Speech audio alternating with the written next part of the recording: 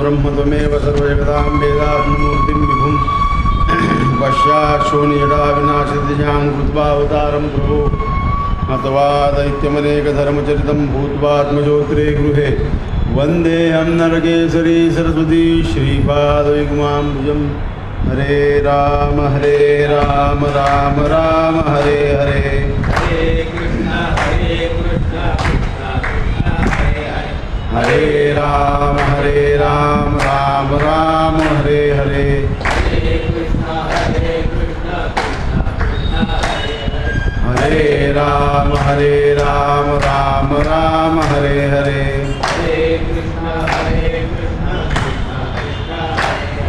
हरे राम राम राम हरे हरे हरे कृष्ण गोपाल कृष्ण भगवान की जय. प्रश्नोपनिषदामध्ये काल आपण थांबलो होतो श्रेय आणि प्रिय. प्रेय मार्गामध्ये उपासक याचा संबंध वाचक म्हणजे शब्द ब्रह्माशी होतो आणि श्रेय मार्गामध्ये वाच्य म्हणजे सरळ ब्रह्माशी संबंध येतो. प्रेय मार्ग म्हणजे आपण जी कथा वाचतो ऐकतो त्या कथेमधून आपल्याला बोध होतो आणि मग आपण भगवंताकडे वळतो. त्याला सरळसा साधा शब्द आहे प्रेय मार्ग.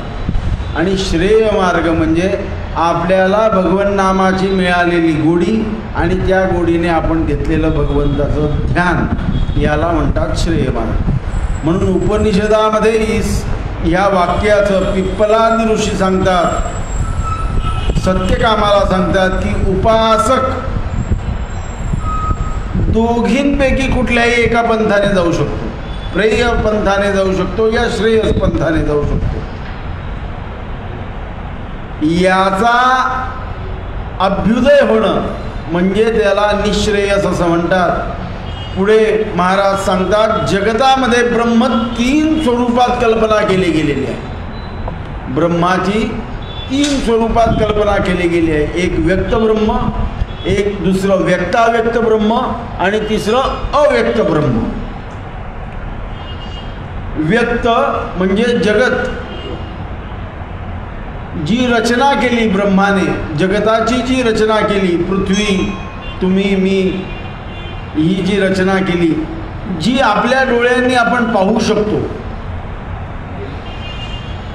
की ह्या सगळ्या गोष्टीचा रचयिता साक्षात ब्रह्म आहे, हे आपण जाणू शकतो. त्या ठिकाणी ब्रह्माला व्यक्त ब्रह्म म्हटलेलं. तुम्ही, मी, आपण एकमेकांशी बोलतो आहे तर आपण व्यक्त ब्रह्माचे स्वरूप आहोत.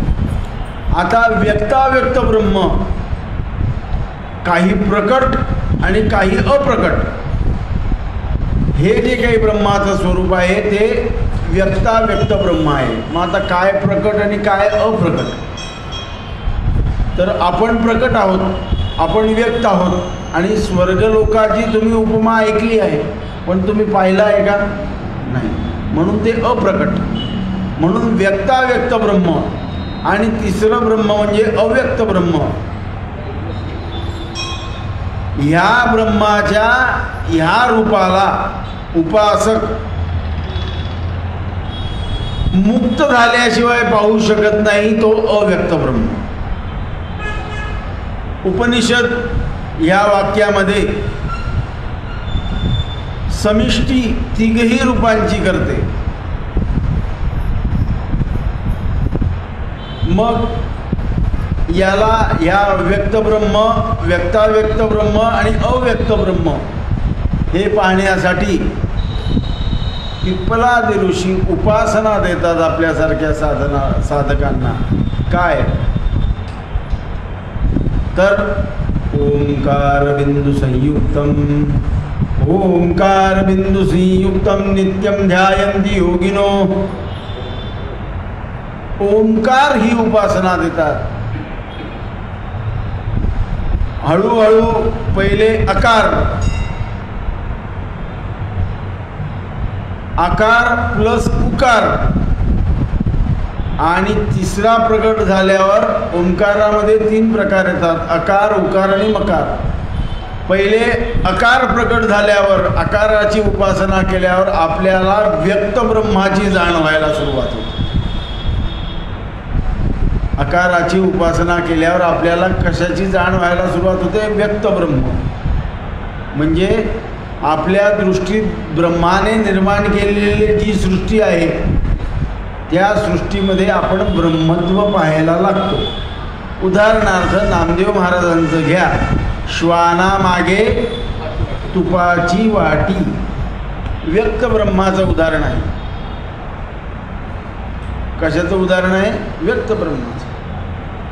ब्रह्म जे भगवंताने तयार केलेलं आहे, जी आपल्याला सृष्टी दिसते, शेजारचा माणूस दिसतो, आपण स्वतः दिसतो, यांच्यामध्ये ब्रह्म पाहायचं असेल तर ज्ञानमार्गामध्ये ओंकाराचा पहिला जो अक्षर आहे अकार, ओमच म्हणावं लागतं. पण मग पहिले काय जागृत होतं? आकार जागृत होतो. त्या आकाराची साधना झाली की आपल्याला व्यक्त ब्रह्माचं ज्ञान होतं. मग व्यक्त ब्रह्माचं ज्ञान झालं की आपण शेजारच्याला तुसडं बोलू शकत नाही. आपण कसं बोलतो? त्याच्यामधल्या परमात्म्याला दुःख होईल म्हणून प्रेमस्वरूप भाषण सुरू होतं. भाषण कसं सुरू होतं? प्रेमस्वरूप. मग दुसरा उकार, उकाराची साधना जर ओममध्ये झाली तर व्यक्ताव्यक्त ब्रह्म आपल्याला त्याचं ज्ञान व्हायला लागतं. व्यक्ताव्यक्त ब्रह्म म्हणजे ही सृष्टी आणि स्वर्गलोक, चंद्रलोक, पितृलोक हे आपल्याला दिसत नाही पण त्या संदर्भात आपल्याला माहिती आहे. मग व्यक्ताव्यक्त ब्रह्माची जर आपल्याला साधना करायची असेल तर ओंकाराची साधना करावी लागते. अकार, उकार, उकार जेव्हा आपल्या शरीरामध्ये स्थित होतो तेव्हा व्यक्ताव्यक्त ब्रह्मत्व आपल्याला त्याचं ज्ञान होतं.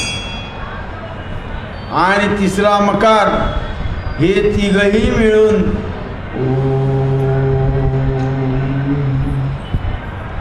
याची साधना आपल्याला सांगितलेली आहे.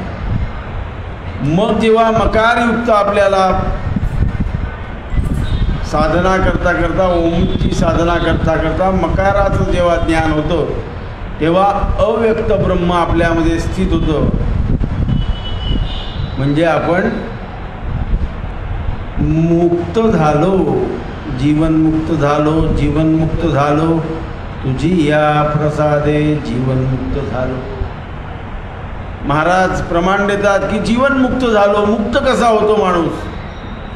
तर ज्ञानमार्गामध्ये ओमची साधना आहे आणि भक्ती मार्गामध्ये रामकृष्ण नामी ये दोन्ही साजिरी, हृदय मंदिरी स्थिराकारे, आपुली आपण करा सोडवण, संसार बंधन तोडा वेगी.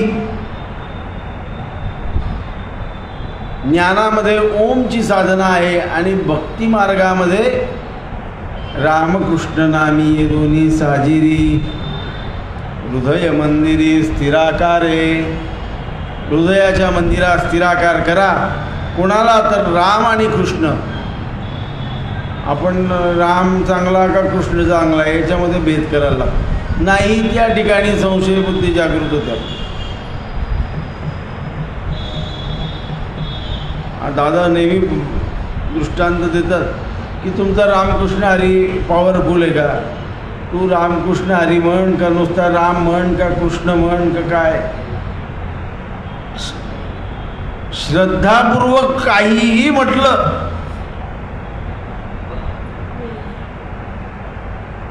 पण ते एकच दिवस श्रद्धापूर्वक म्हटलं ना, 8 दिवस केलं नाही तर तसंही नाही झालं. नित्यनेमी प्राणी ते दुर्लभ, लक्ष्मी वल्लभ तयाजवळ. नित्यनेम असला पाहिजे, नित्यनेम असला पाहिजे. सेवेचाही नित्यनेम असला पाहिजे. काल प्रवचनात दादा तेच सांगत होते की सेवा, श्रमदान याच्यावर बोलत होते. श्रमाची पण सेवा केली की तीही सेवा परमात्म्याला प्राप्त होते. आपल्या आपल्या प्रकारे आपण भगवंताची सेवाच करायला पाहिजे. वाङ्मयीन सेवा, श्रवण सेवा, म्हणून मकाराचा साधना केल्यावर म्हणजे ओंकाराची साधना केल्यावर मनुष्य व्यक्त ब्रह्म, व्यक्ताव्यक्त ब्रह्म आणि अव्यक्त ब्रह्म या सगळ्यांना जाणतो. श्रद्धापूर्वक आकारवत सगळं जगतामध्ये समजून तप, ब्रह्मचर्य आणि श्रद्धापूर्वक जीवन व्यतीत केलं पाहिजे. व्यक्त ब्रह्म जगतामध्ये प्रत्यक्ष महिमेचा अनुभव करून देतं आणि त्याची उद्देशपूर्ती, व्यक्त ब्रह्म म्हणजे हे तुम्ही जे पाहतायत त्याची उद्देशपूर्ती ऋग्वेदातले मंत्र ज्याच्याने आपल्याला यथार्थ ज्ञान होतं, तत्वज्ञान प्राप्त होतं. म्हणून ऋग्वेदाचे मंत्र, ऋग्वेद हे भगवंताला बोलवण्याचे वेद आहे.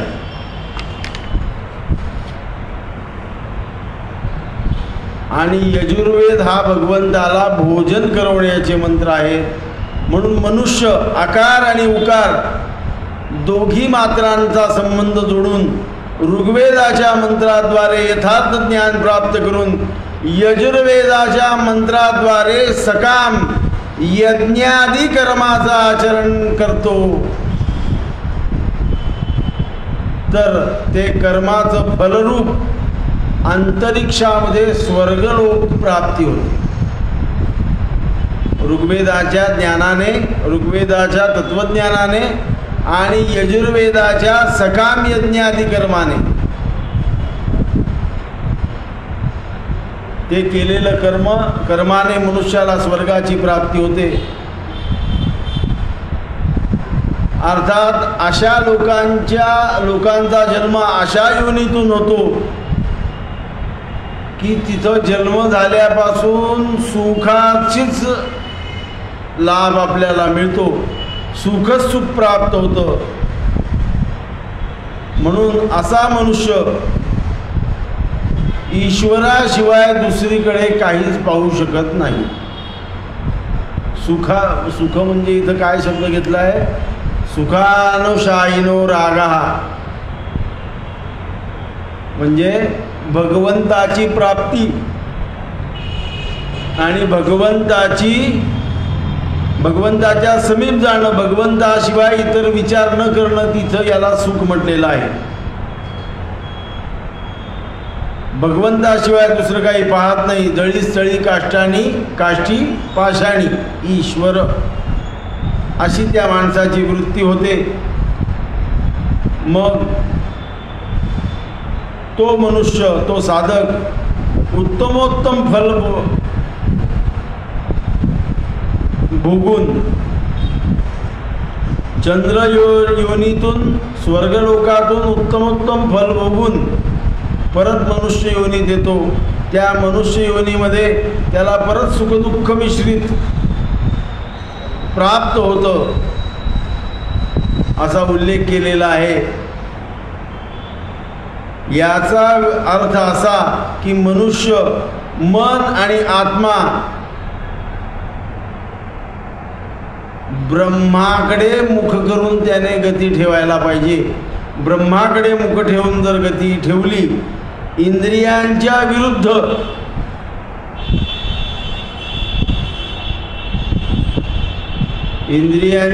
इंद्रिय भोगाची अपेक्षा ठेवतात, नेहमी सुखभोगाची अपेक्षा ठेवतात. त्या भोगाच्या विरुद्ध ब्रह्मत्वाची जाण ठेवली की साधक ब्रह्मत्वाला प्राप्त होतो. मग तो व्यक्त ब्रह्म, व्यक्ताव्यक्त ब्रह्म आणि अव्यक्त ब्रह्म या सगळ्यांना जाणून भगवंताजवळ प्राप्त होतो. जेव्हा मनुष्य तीनही मात्रायुक्त पूर्ण ओमचं ध्यान करतो, तो तेजयुक्त होऊन सूर्यलोकाच्या मध्यमात सूर्यलोकाला प्राप्त होतो. सूर्यलोकाच्या मध्यमात समस्त पाप त्याज्य होऊन मुक्त होऊन ईश्वरोपासना संबंधित सामवेद मंत्रांनी ब्रह्मलोकाला प्राप्त करतो. तो ब्रह्मलोक म्हणजे साक्षात ईश्वरच आहे. आता जेव्हा उपासक या तीनही मात्रांना केवळ शब्दवाचक मध्ये प्रयुक्त करतो, तेव्हा तो आवागमनपासून सुटत नाही.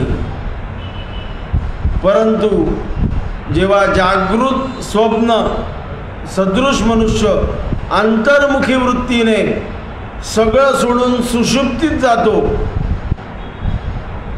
अंतर्मुखी वृत्ती करतो, आत्मरत होतो, तेव्हा तो सगळ्या दुःखांपासून अलिप्त होतो आणि ब्रह्मत्वाला प्राप्त होतो.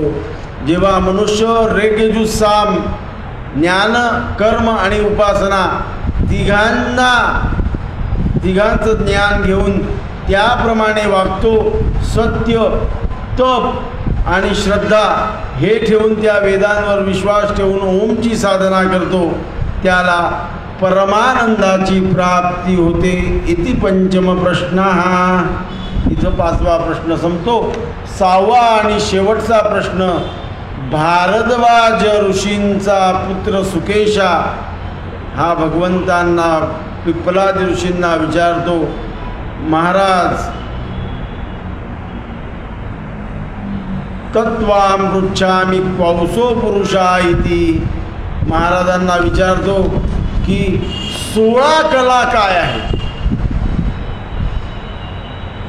16 कलांवाले पुरुष कसे असतात, कुठे आहेत आणि या 16 कला काय वस्तू आहेत, त्या संदर्भात पिप्पलादी ऋषी विवेचन करतात. ते आपण उद्याच्या विवेचनात पाहू. हरे राम राम राम हरे हरे. हरे राम राम राम हरे हरे. हरे राम राम राम हरे हरे. गोपाल कृष्ण भगवान की जय.